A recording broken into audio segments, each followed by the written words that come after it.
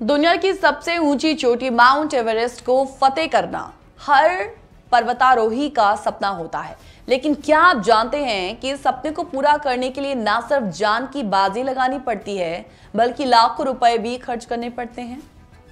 अब नेपाल सरकार ने क्या किया है, उन्होंने इस एडवेंचर को लेकर कुछ नए रूल्स लागू करने का डिसीजन लिया है, जिससे एवरेस्ट चढ़ाई अब सिर्फ पैसों का नहीं, एक्सपीरियंस और योग्यता का खेल भी है।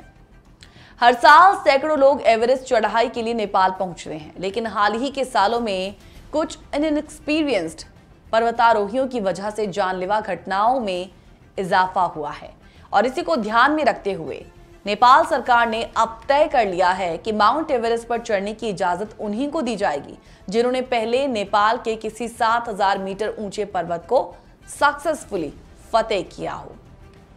भीड़भाड़ को कम करने और सुरक्षा में सुधार लाने के मकसद से बनाए गए नए कानून के मसौदे के अनुसार नेपाल केवल उन पर्वतारोहियों को एवरेस्ट पर चढ़ने का परमिट जारी करेगा जिन्हें हिमालयी राष्ट्र की 7000 मीटर यानी कि 22,965 फीट ऊंची चोटियों में से कम एक पर चढ़ने का एक्सपीरियंस हो।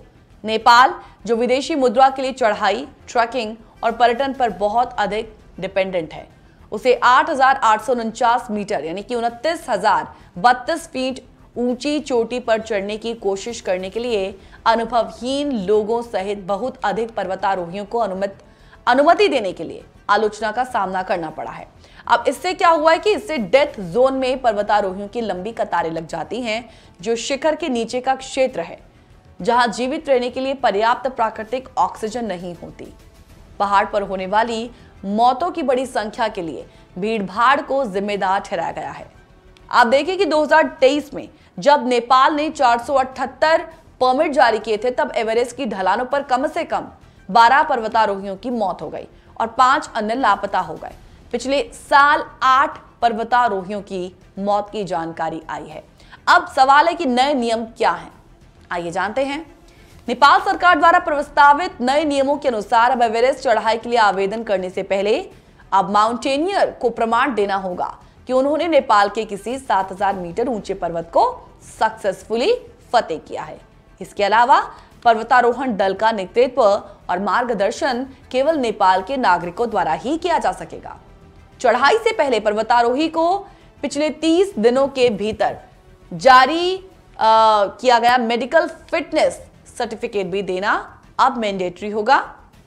अंतर्राष्ट्रीय अभियान संचालकों ने नेपाल से अपील की है कि वो एवरेस्ट परमिट के लिए सिर्फ हिमालयी राष्ट्र में ही नहीं, बल्कि किसी भी 7000 मीटर की चोटी को परमिशन दे।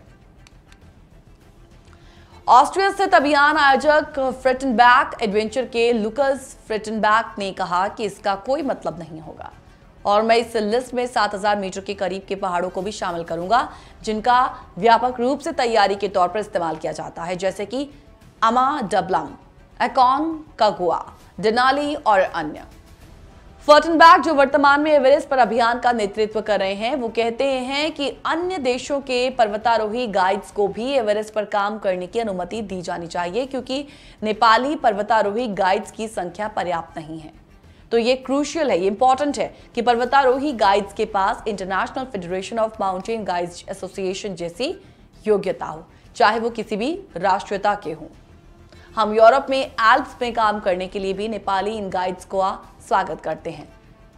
अमेरिका स्थित मेडिसन माउंटेनियरिंग के गैरेट मेडिसन ने भी कहा कि दुनिया में कहीं भी 6500 मीटर की चोटी एक बेहतर विचार होगा। मेडिसन कहते हैं कि नेपाल में 7000 मीटर से ज्यादा ऊंची कोई उचित चोटी ढूंढना बहुत मुश्किल है।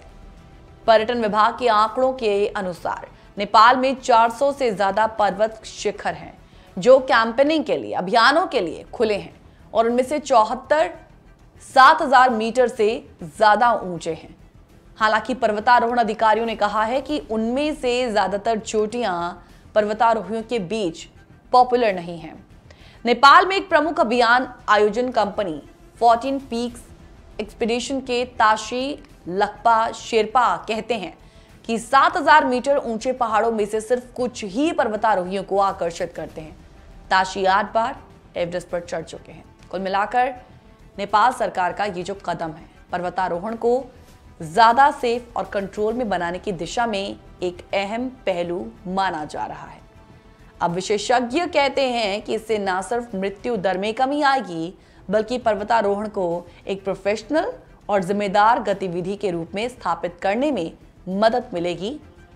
अब एवरेस्ट चढ़ाई सिर्फ साहस नहीं, बल्कि अनुभव, तैयारी और बजट का भी मामला बन चुका है।